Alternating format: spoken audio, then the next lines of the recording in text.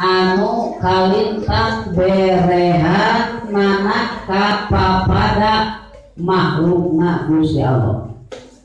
Kira-kira urang teh geus kacatet nyaeta urang jalmi anu berehan atau teu acan. Atau sajago dek bisa bagja kumaha urang sadaya lamun urang teu ngabogaan sifat anu neme nyaeta dibetkeun kana balan nyaeta nafsu mulhimah.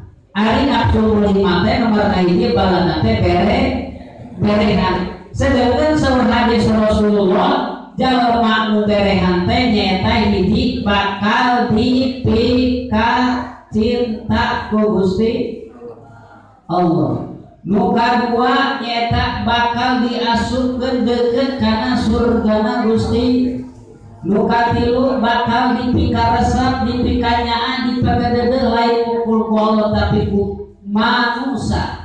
Nu kaopat bakal ditebihkeun tina neraka. Eta jalma anu berehan. Kira-kira urang sadaya geus kalebetkeun jalmi anu berehan.